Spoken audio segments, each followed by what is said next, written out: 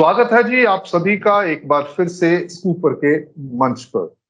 और पहले की तरह आज भी हमारे साथ विशेष रूप में जुड़े हैं भारतीय किसान यूनियन बीकेयू के राष्ट्रीय अध्यक्ष और जो कि एक बहुत बड़ी अम्ब्रेला ऑर्गेनाइजेशन है किसान संगठनों की पूरे पूरे भारत की ऑल इंडिया किसान कोऑर्डिनेशन कमेटी उसके अध्यक्ष हैं।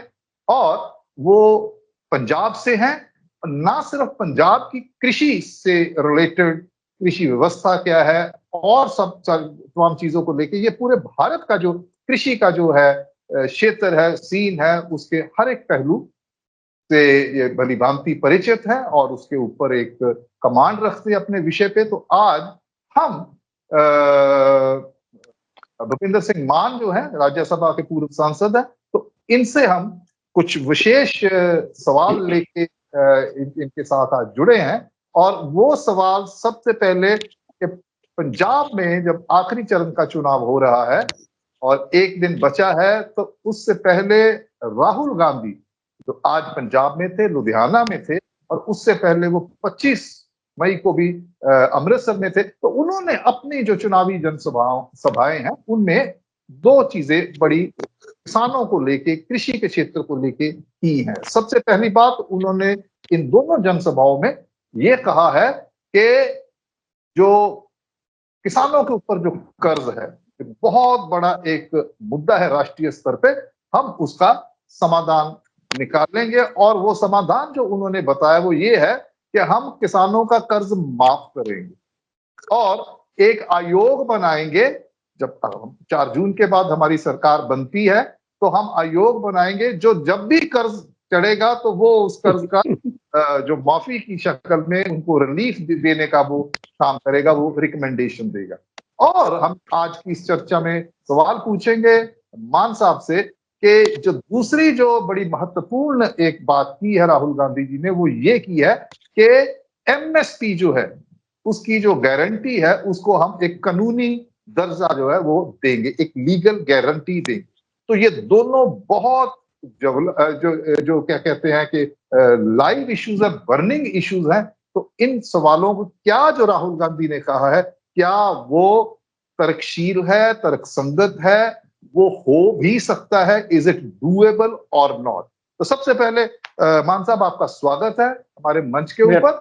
और मेरा पहला सीधा सवाल यह है कि राहुल गांधी ने जो कहा है, जैसे मैंने अभी इसकी प्रस्तावना में बोला है कि किसानों का कर्ज माफ, आप क्या समझते हैं कि उनका ये कहना कोई स्थायी किस्म का एक समाधान है कि आप कर्ज माफ करेंगे किसानों? हंसी मजाक की बात है कि किसानों का हर साल कर्ज माफ करेंगे, हर साल, फिर दूसरे साल पे तीसरे साल वो करते रहेंगे। और मान साहब माफ कीजिएगा, लेकिन बात ये है कि हर साल माफ करेंगे तो फिर कर्ज वो व्यवस्था जो है जिसके अंदर मूलभूत कुछ बदलाव होना चाहिए, जो कि कांग्रेस पार्टी या जो इंडी अलायंस है इसको बीजेपी से अलग करेगा। तो एक अलग किस्म का समाधान जो इन्होंने नहीं किया है जो अभी की सरकार है। तो मैं ये आपसे पूछना चाह रहा हूं कि ये अगर हर बार चढ़ेगा तो ये चढ़ेगा ही क्यों, ये समाधान क्यों नहीं दे रहे? इस पे आप जरा अपनी टिप्पणी। राजू जी, ये मजाक है कि किसी व्यक्ति को उसमें जो खून बनता है, आर्थकता का खून किसानों में बनता है और वो बहता जा रहा है। कहीं वो चिचड़ उसका खून चूस रहे हैं, कहीं कोई जोक चूस रही है, कहीं उसका कुछ और खून उसमें रहने दिया नहीं जाता। और अगर कोई पद्धर पुरुष अगर कोई ये कहे कि मैं इसको सेरिडॉन की हर साल एक गोली दिया करूंगा और उसका खून जो उसके चिचड़ चूस रहे हैं, जो उसका खून बह रहा है, जो उसका आर्थकता का नुकसान हो रहा है, उसकी बात ना करे, तो ये हंसी मजाक नहीं तो और क्या है, कोई सीरियस बात नहीं है। मैं इसको ये इस तरह कहूं, हमने इनको या तो इनको समझने की ताकत नहीं है, वक़्त नहीं है, या ये समझना चाहते नहीं है। हमने इनको आज से मैं तो आपको बताऊं, सन 14 में, 20 साल पहले इनको सोनीपत में एक इनकी सभा हुई, और उस सभा में हमने इनको ये सारा कुछ बताया कि आप डायरेक्ट पेमेंट टू फार्मर्स कर दो। लेकिन या तो इनको समझ नहीं आई या इन्होंने किया नहीं। और वो अब जब जो उसके बाद ये मोदी सरकार आई है तो इसने कर दिया, तो अब ये चीखते हैं। उस वक्त इनको समझ नहीं आई, या इनका दबाव था, आड़तियों का दबाव था या कुछ और लोगों का दबाव था। मान साहब इसको आप जरा एक्सप्लेन करें, बताएं कि किसको आपने ये 2014 में किसको आपने ये सुझाव दिया? राहुल गांधी को? जी सर, 2014 में सोनीपत गन्नौर में इन्होंने एक सभा बुलाई थी अपना कॉन्स्टिट्यूशन के बनाने के संबंध में, और इन्होंने हमें इनवाइट किया था। मैं उसमें पार्टी था जब उन्होंने बुलाया था। तो हमने इनको कई सुझाव दिए थे। उन सुझावों में कई सुझाव थे। एक तो इनको ये कहा था कि आप ऐसे करो, अगर आप किसानों को कुछ करना चाहते हो तो जैसे डेट रिलीफ इंडस्ट्री की होती है वाइफर में, ऐसे किसानों का जो डेट चढ़ता है उसके लिए भी उनको कानूनी हक लेने के लिए एक इंस्टीट्यूशन बन जाए वाइफर की तरह। ऐसे ही हमने उनको कहा था कि आप ऐसे करो, किसानों को नॉन इंस्टीट्यूशनल डेट उनके ऊपर बहुत है, जिसका इंटरेस्ट रेट बहुत ज्यादा है, 30%, 25% पर एनम का उनको देना पड़ता है। तो आप ऐसे करो, जो ये प्राइवेट शाहूकारों से या आड़तियों से लेते हैं, नॉन इंस्टीट्यूट। एग्जैक्टली। तो हमने इनको कहा था कि आप सर ऐसे करो कि आप जो मंडी में हम लेके आते हैं फसल, उसकी पेमेंट डायरेक्ट कर दो, डायरेक्ट पेमेंट। जी। तो इनके ऊपर पता नहीं किन किन का दबाव था यार, समझना चाहते नहीं थे। इन्होंने 10 साल नहीं किया। अरे कर देते तो क्या इनका जाता था, मुझे समझ नहीं आती। ऐसे ही हमने इनको ये भी कहा था उस वक्त। मान साहब आप जो कह रहे हैं कि डायरेक्ट करो फार्मर को, जिसे कहते हैं कि डायरेक्ट बेनिफिट ट्रांसफर, जो अब किया जा रहा है, यही बात कहता हूँ ना, जब हाँ इस वक्त किया हो अच्छा होता अगर उस वक्त किया होता तो, लेकिन ये चाहते नहीं थे। अब सवाल ये है कि हमने उस वक्त ये भी कहा था कि हमें कोई दिक्कत नहीं इसेंशियल कमोडिटी एक्ट की, लेकिन इसको 9 शेड्यूल से निकाल लो ताकि हमें जस्टिस लेने का मौके तो मिल जाए। तो इस तरह की हमने कई सुझाव इनको दिए थे। तो लेकिन इनको नहीं समझ। हमने एक ये भी इनको कहा था कि आप ऐसे करो, 3 साल के लिए मॉरिटोरियम दे दो डेट के ऊपर, रिकवरी डेट के कर्ज के ऊपर एक मॉरिटोरियम लगा दो कि भाई एक रिकवरी नहीं होगी 3 साल की। जी, उसमें कुछ और चीजें ऐड कर दो, लेकिन ये इन्होंने नहीं किया। अब ये कहते हैं कि हम हर साल कर्जा माफ किया करेंगे। अरे जब एक साल कर दिया तो नेक्स्ट ईयर आपकी बात आ गई है मान साहब। आपने बड़े खूबसूरती से, बड़ी तफसील से इस चीज को बताया कि जो आपने एक सफाई एक समाधान था इनको 2014 में सुझाया था राहुल गांधी जी, जिस सभा की आप बात कर रहे हैं, लेकिन इन्होंने नहीं किया। और ये जो है मोदी सरकार है जो उन्होंने कर दिया, और जिसपे ये डायरेक्ट जो है ट्रांसफर हो रहा है। ये तो एक बात हुई।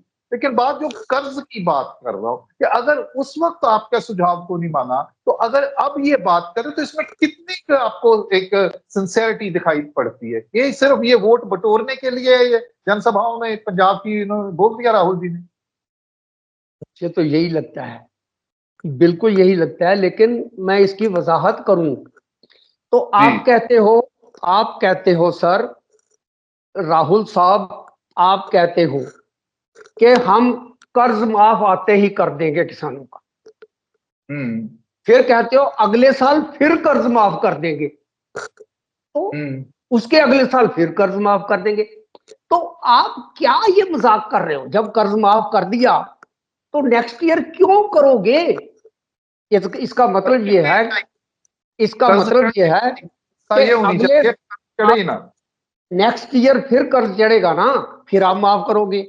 मैं इसलिए हम बात में इधर उधर की, तो मजाक में हमने ये कहा कि अगर किसी का खून बह रहा हो, इकोनॉमिक खून जो है, आर्थिक खून बह रहा हो, और उसको कुछ एक सियाना इन इन इन इन जैसा ये कहे कि हर साल हम आपको एक सैरिडोन की गोली देंगे और आपका ये खून जो बह रहा है, आपका रंग पीला हुआ है, आपकी ताकत है नहीं, इकोनॉमिक इश्यूज आपके कुछ हो नहीं रहे, लेकिन हम आपको एक सैरिडोन की गोली हर साल दिया करते हैं। अरे क्या मजाक है, नहीं है।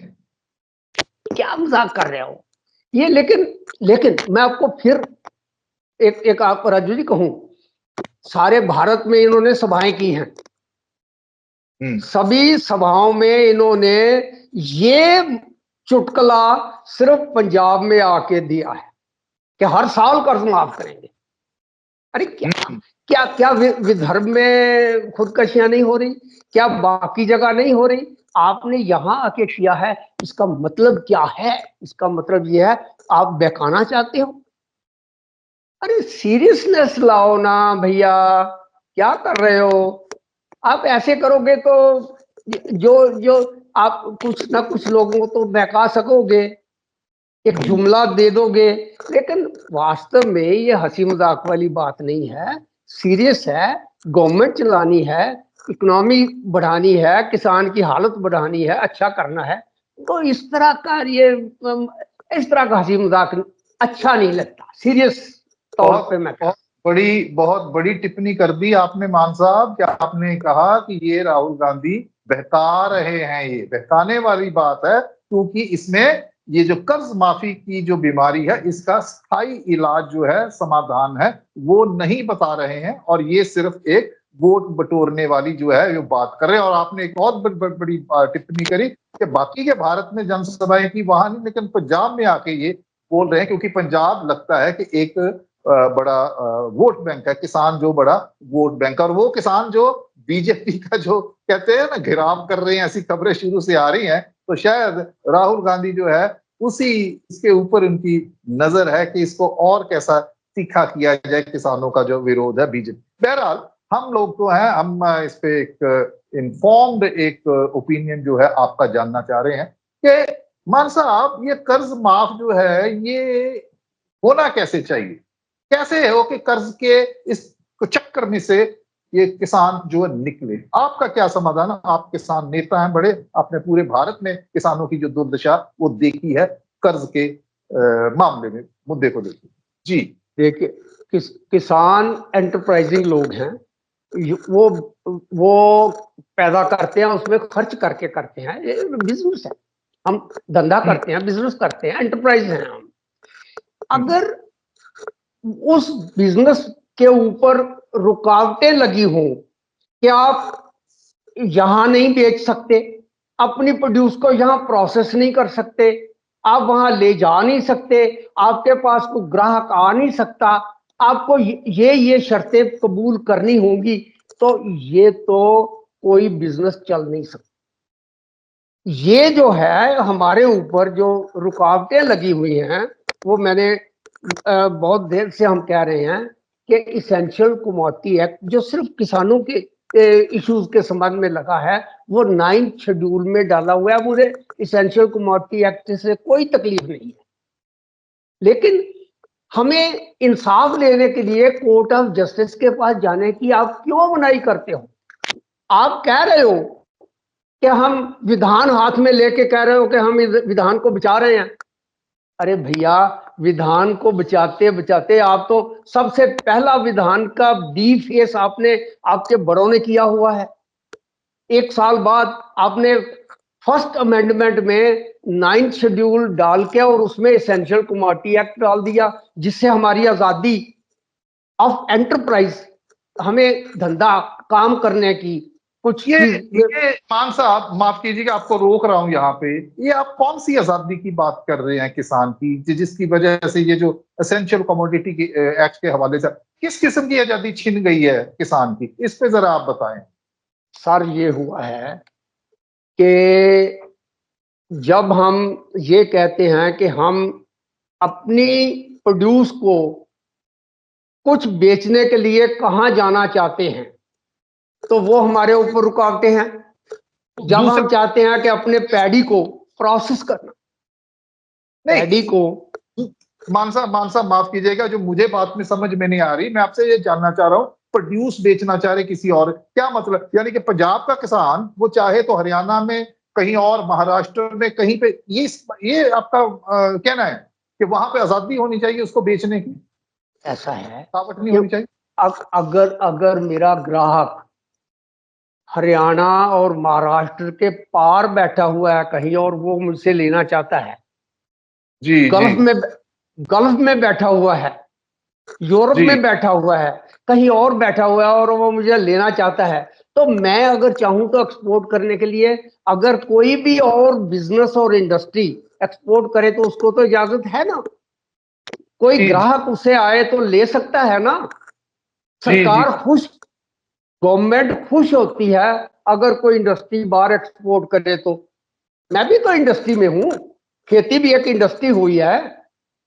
तो इस इंडस्ट्री को अगर हम उससे ज्यादा फॉरेन एक्सचेंज लाने की बात करते हैं, तो ये हमें इसेंशियल कमोडिटी एक्ट लगा के ना तो हमारे पास ग्राहक को आने देते हैं, और ना ही हमें ग्राहक के पास जो कहीं भी बैठा है, बिल्कुल कहीं भी बैठा है।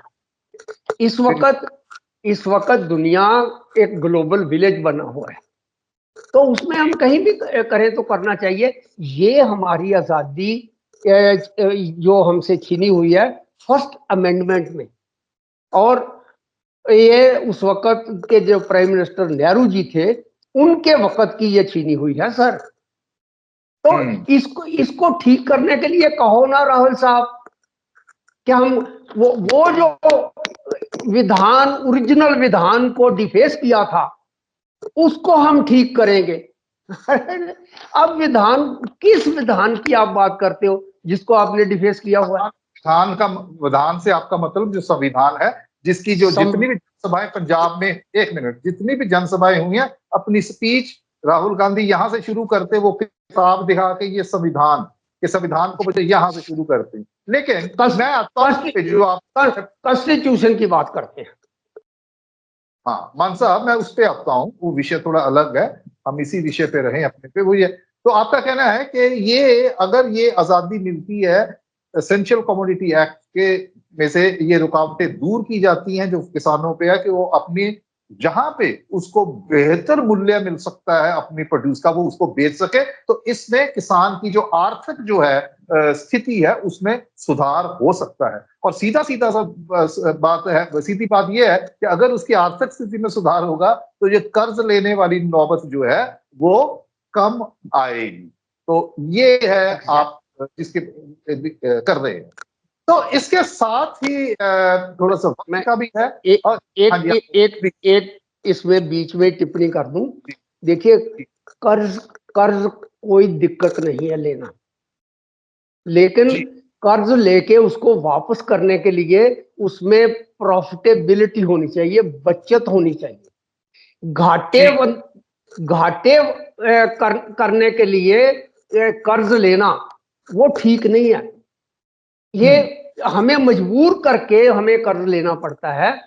तो ये हम कहते हैं कि कर्ज जो है वो हमें प्रॉफिटेबिलिटी होने दो, हमें एक धंधा करने दो, हमें बिजनेस करने दो। हम इस वक्त जो प्रोड्यूस कर रहे हैं वो घाटे का नहीं होना चाहिए। और इन बातों के ऊपर माननीय राहुल गांधी जी वो चुप हैं, ये बातें उन्होंने सार्वजनिक मंचों से, चुनावी मंचों से नहीं की है। उनसे अपेक्षा की जानी चाहिए, की जा रही थी कि ऐसा वो कहें, राइट? इसमें चीज आप बताएं कि ये जो किसानों पे कर्ज चढ़ रहा है, ये मूलतः कौन से ऐसे कारण है जिसकी वजह से किसान जो ये कर्ज उठाता है? जब उसने कुछ खेती में जैसे ट्यूबवेल बोर करना है, जी उसके पास इतना भी पैसा नहीं है कि वो नेक्स्ट फसल के लिए बीज अपने घर से अपनी कीमत से ले सके, उसको भी कर्ज लेना पड़ता है। उसके पास जी उसके पास इतनी भी सर बचत नहीं है कि वो फर्टिलाइजर जो उसने डालने हैं वो भी अपनी कीमत से, अपनी बचत जो उसकी प्रॉफिट हुआ है उससे ले सके। तो ये इसलिए उसको कर्ज लेना पड़ता है, और उस लिए हुए कर्ज को चुकाने के लिए फिर उसको कर्ज लेना पड़ता है, क्योंकि घाटा हो जाता है। घाटे की खेती। ये देखा है आपने, बिल्कुल सही कहा, बिल्कुल बात समझ में आ गई है। आप जो बात कहना चाह रहे हैं कि उसकी जो इनपुट कॉस्ट है वो बहुत ज्यादा है, उसके पास अपने पास इतना सरप्लस, उसके पास जो फाइनेंस वो नहीं है, और कर्ज दर कर्ज लेने से ये घाटे का सौदा है। तो उसके पास इतना पैसा नहीं बचता है कि उसके पास अपना कर्ज लौटाने के बाद भी उसके पास अपनी मूलभूत जरूरतों के लिए पैसा हो, अपने के लिए, अपने परिवार के लिए, और अपने अगली जो उसने सीजन की जो खेती करनी, फसल बोनी है, उसके लिए। तो आप मुझे ये बताएं मान साहब कि हमने देखा है जैसे किसान आंदोलन था पहले वाला, अब भी किसान इतने बड़े बड़े उनके पास वो ट्रैक्टर हैं और भी ऐसी चीजें हैं जो एक आम किसान, अगर किसान की हालत इतनी बुरी है, फाइनेंसेस नहीं है, तो ये जो अमीर किसान है जो हमें देख, ये और वो किसान जिनकी ये वाकई में हालत, वो कौन से किसान है? इनके कुछ कैटेगरीज है जो हमें दिखाई पड़ते हैं। एक तो किसान बहुत संपन्न किसान है, तो जो दुर्दशा है वो तो ज्यादा गिनती होनी चाहिए। ये कौन से किसान? ये है कर्ज के किसान। ये कर्ज के किसान हैं जो कर्ज पे ही ट्रैक्टर लेते हैं, कर्ज पे ही ट्यूबवेल लेते हैं, कर्ज पे ही खाद लेते हैं। नहीं नहीं ये नहीं नहीं, सारा। मैं आपसे ये जानना चाह रहा हूं मान साहब कि क्या ये वो अमीर किसान है? ये कर्ज खुदकुशी कौन कर रहा है? ये कौन सी सेक्शन है जो फार्मिंग कम्युनिटी का जिसकी हालत इतनी दयनीय है, इतनी तर्जोग है? ये कौन सा किसान है? छोटा किसान है, बड़ा किसान है, वो है कौन सा दरमियाना किसान है? कौन सा किसान है ये? फिर ये जरा बारीकी से समझने की आपको कोशिश करनी होगी। जी जी हमारे देश में एक कानून है कि इस लिमिट से ज्यादा कोई जमीन रख नहीं सकता। जी लैंड सीलिंग एक्ट, उससे जी ज्यादा रख नहीं सकता। अब जी एक फैमिली है, उस फैमिली में दादा है, दादे के आगे बच्चे हैं, उसके बच्चे हैं, उन्होंने इकट्ठे होके एक ट्रैक्टर ले लिया। जी वो हाँ ट्रैक्टर उसने ले लिया कि सारी खेती एक जगह हो जाएगी, तो ट्रैक्टर लेके उसने काम करना शुरू कर दिया। ट्रैक्टर लेने के लिए मजबूरी ये सर होती है कि गेहूं के बाद धान बीजने में दिन बहुत थोड़े होते हैं, और धान काटने के बाद गेहूं बोने में दिन बहुत थोड़े होते हैं। उन दिनों में अगर हल से, बैल से अगर खेती करें तो वो 2-4 महीने लग जाएंगे, वो फसल बोई नहीं जा सकती। इसलिए ये होता है कि ट्रैक्टर लेना पड़ता है, और बड़ा ट्रैक्टर फिर और लेना पड़ता है। तो ये फैमिली में ट्रैक्टर जो आते हैं, ये कर्ज के लिए हुए ट्रैक्टर हैं। अपने पैसों के बलबूते से मुझे नहीं लगता कि कोई ट्रैक्टर लिए हुए हैं। और बड़े किसान और छोटे किसान की आप बात कर रहे हो, तो ये जो लैंड सीलिंग एक्ट है, वो 17 एकड़ से ज्यादा तो कोई रख ही नहीं सकता। ये तो छोटे आप कितनी जमीन के मालिक है मान साहब? सीधी सी बात, ये छोटे किसान जो है, क्योंकि छोटा किसान है उसी के तो खुदकुशी तो वही करेगा ना जिसका अपना परिवार है, परिवार के बच्चों को पढ़ाना है, घर है, खाना पीना, दूसरी चीजें हैं, सामाजिक भी जरूरतें हैं। ये छोटा किसान ऐसा कौन किसान है? कितनी ऐसा है, 2 एकड़ आधे एकड़ वाला भी किसान है, और 2 एकड़ वाला भी किसान है, 5 एकड़ वाला भी है। आमतौर पे एवरेज जहां 2-2.5-3 एकड़ का किसान है एक। लेकिन पंजाब में कितनी वो गिनती है जो इनकी?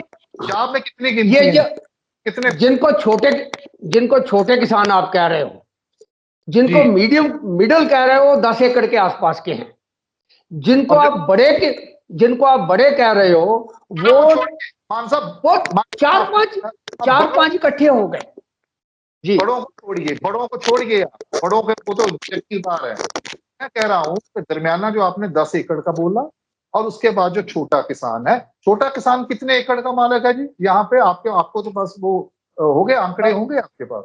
नहीं, ऐसा है, आमतौर पे 2-2.5 एकड़ जिसे छोटा। हम मार्जिनल फार्मर कहते हैं, जिसे वो कौन सा हाँ, किसान, कितने एकड़ का वही मालिक? वो 2-2.5 एकड़ वाला। और इनकी कितनी एक कितने प्रतिशत एक किसानों की? ये इस वक्त शायद इनकी एग्जैक्ट जो परसेंटेज है, वो तो मैं एग्जैक्ट इस वक्त नहीं कह सकता, अंदाजे से, लेकिन अंदाजे से। लेकिन अंदाजे से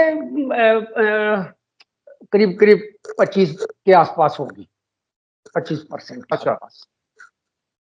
तो छोटा। बाकी जिसको ये मार्जिनल कहते हैं, बाकी जो उसमें मिड आते हैं, वो 30-35%, 40% वो हो गए। ऊपर वाले जो हैं वो तो 5-7% होते हैं। चलिए, अच्छा, अब हम आए इस बात पे। ये जो जी। दूसरा मुद्दा हमने उठाया था, राहुल गांधी जी ने, वो था कि एमएसपी की गारंटी। ये पूरे का पूरा किसान आंदोलन की इस बात पे है कि जो दूसरी बार का हुआ आंदोलन, जो कि जी इन्होंने पहली बार हमारे साथ वादा किया था कि हम आपको एमएसपी पे गारंटी कानूनन इसको मान्यता देंगे। वो क्या इशू है? राहुल गांधी कह रहे हैं कि हम आते ही दे देंगे, सबसे पहला काम जब हमारी सरकार बनेगी, 4 जून के बाद नतीजे आएंगे, तो हम आते ही एमएसपी दे देंगे। तो ये पहले क्यों नहीं दी गई? और ये झोल क्या है इसमें? अब कैसे दे दे? बात इतनी करते और कुछ नहीं बोलते हैं। आप इसको कैसे? मैं इसको ऐसे देखता हूँ कि देखिए, फिर मैं वही बात कहता हूँ कि सारे देश में उन्होंने सभाएं की हैं, हर प्रांत में की हैं, वहां इन्होंने एमएसपी की कहीं बात नहीं की। अब यहाँ आके करनी शुरू की है इन्होंने। और एमएसपी जहां इस वक्त पंजाब हरियाणा में तो एमएसपी जो डिक्लेयर होती है वो मिल रही है, चल रही है। लेकिन जिन सभी फसलों, 21-23 फसलों की जो होती है, वो तो यहाँ फसलें होती नहीं है। लेकिन ये कह रहे हैं कि हम एमएसपी को लीगल गारंटी देंगे। तो अगर वो दे सकते हैं तो कोई दिक्कत नहीं, उनको दे दें। लेकिन फिर यही है कि वो देते हैं नहीं देते हैं, इसकी बात और है। लेकिन अगर देते हैं तो दे दें एमएसपी की गारंटी, उसमें किसानों ये को क्या। राहुल गांधी जी 2024 के चुनाव के 5 दिन पहले इनको क्या ऐसा ऐसा इनकी नींद खुली कि इन्होंने कहा कि हम देंगे? इतने बरसों रहा है, 2004 से 2014 तक 10 साल इनकी सरकार थी। आप भी उस वक्त किसानों के एक नेता थे, तो आपको तो याद होगा कि ये तब क्यों नहीं दिया। अब तो क्या है, अब जो बात कह रहे हैं इसलिए कह रहे हैं कि इससे वोट मिलेगा। उस वक्त हम एमएसपी के विरोध में थे। जी, उस वक्त की ये जब आप कर रहे हो, हम एमएसपी के, हम का मतलब यह है किसान एमएसपी के विरोध में था। जी, वो ये इसलिए कि जब एमएसपी 71 में ये शुरू की गई, उस जी, वक्त एमएसपी का जो रेट था, मिसाल के तौर पे मैं आपको कहता हूं, गेहूं का रेट था उस वक्त 75 रुपीज पर क्विंटल। तो जी, इस वक्त एमएसपी 2275 रुपए पर क्विंटल है। हम्म, लेकिन उस वक्त का 75 रुपीज पर क्विंटल वाली गेहूं, जो मार्केट से एक क्विंटल गेहूं के इक्विवेलेंट बाकी चीजें थी, वो आज की एक क्विंटल गेहूं के इक्विवेलेंट वो चीजें नहीं हैं। समझे आप कि नहीं समझे कि इसको समझाऊं? जी, जी, मिसाल के तौर पे उस वक्त एक क्विंटल गेहूं हम्म, करीब करीब 2 साइकिल ले सकती थी। जी, इस वक्त एक क्विंटल गेहूं एक साइकिल का एक चक्का ले सकती है, हम्म, बस। तो इसका मतलब ये हुआ कि इतने सालों में एमएसपी की गेहूं की वो भले ही उसकी कीमत इन टर्म्स रुपी टर्म्स बढ़ गई हो, लेकिन इन रियल टर्म्स एमएसपी की गेहूं की कीमत 71 के मुकाबले आज कम हुई है। इसलिए हम शुरू से ये कहते आ रहे हैं कि ये उस वक्त जो हम एक क्विंटल गेहूं से जितनी ईंट ले सकते थे, आज एक क्विंटल गेहूं से उससे 10वां हिस्सा ईंट ले सकते हैं। इसी तरह सारी चीजों की बात है सर। एमएसपी की उस वक्त की हमारी ये पोजीशन थी।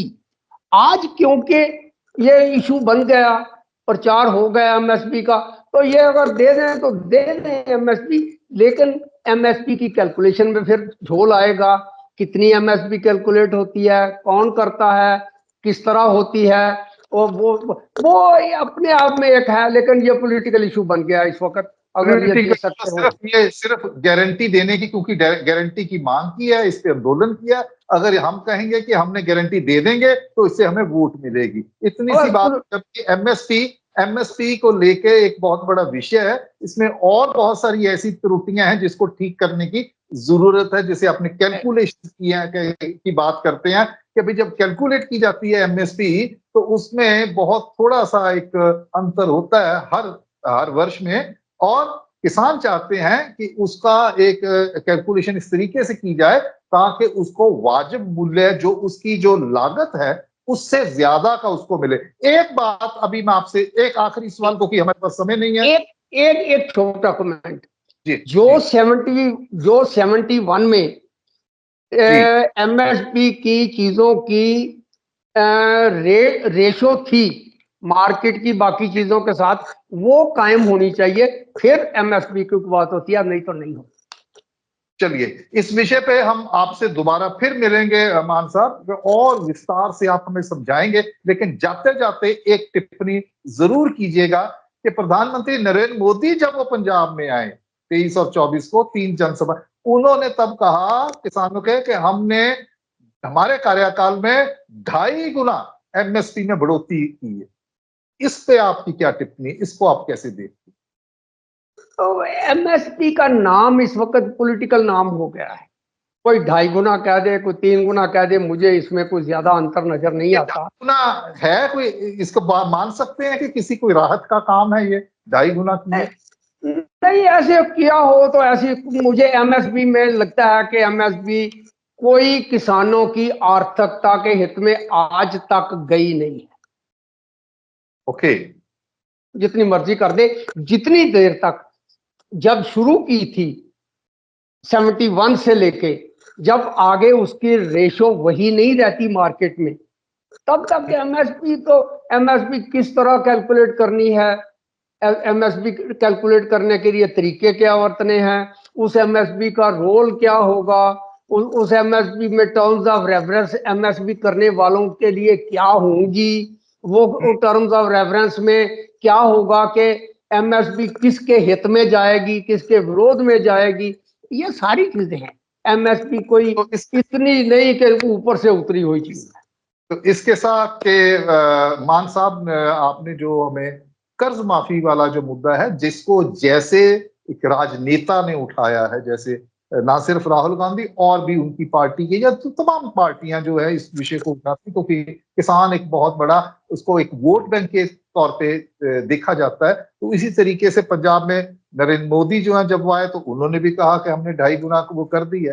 तो मूलतः आज की इस चर्चा का निष्कर्ष यही है आपके कहने के मुताबिक कि जो जहां तक कर्ज का सवाल है और एमएसपी का जो सवाल है, इसका एक गहन अध्ययन होना चाहिए, और ये दोनों चीजें एक मूलभूत व्यवस्था, जो कृषि की अर्थव्यवस्था और लार्जर अर्थव्यवस्था इकोनॉमी है, उसके ढांचे में इस तरीके से इसको दोबारा इसका अध्ययन होना चाहिए कि ये दोनों चीजें किसानों के हित की हो, जिससे किसानों का आर्थिक लाभ हो और वो कर्ज से बचे, खुदकशी ना करनी पड़े, और वो इसी के साथ जुड़ा हुआ है कि एमएसपी हो, जिससे उसको अपनी अपनी प्रोड्यूस जो है, अपनी जिन्स से जो खेती की, उसका एक वाजिब मूल्य मिल सके। तो इन्हीं शब्दों के साथ मान साहब, आपका बहुत बहुत धन्यवाद, इतने विस्तार से आपने बताया।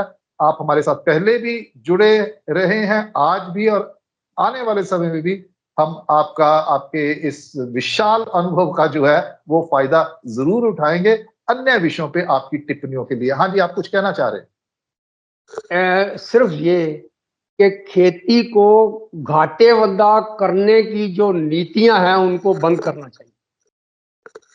तो इसी इसी टिप्पणी के साथ कि हर एक सरकार को उन नीतियों को एकदम से बंद करना चाहिए जिनसे किसानों का आर्थिक फायदा नहीं होता और वो घाटे में जाते हैं। किसान देश की रीढ़ की हड्डी है, वो अन्नदाता है और उनका ख्याल रखना हमारा पहला कर्तव्य है। हम जो उपभोक्ता हैं, हम उनकी वस्तुओं को खरीदे, वाजिब दाम पे भी खरीदे, चाहे वो गेहूं है, चाहे वो चावल है और चाहे वो सब्जियां हैं, जो कुछ भी वो उगाते हैं। और जो सरकारें हैं वो भी एक ऐसा माहौल बनाए जिसमें किसानों को जो उनकी जो वस्तुएं हैं, जो वो पैदा करते हैं, उनका एक वाजिब मूल्य मिलता है। इसी के साथ आपका मान साहब बहुत बहुत धन्यवाद और हमारे तमाम सुनने वालों का भी धन्यवाद। और आने वाली वीडियो में का इंतजार करें और इस वीडियो में आप हमारे साथ बने रहे, इसके लिए आपका बहुत बहुत धन्यवाद। आपका भी बहुत बहुत शुक्रिया, बहुत बहुत मेहरबानी, शुक्रिया।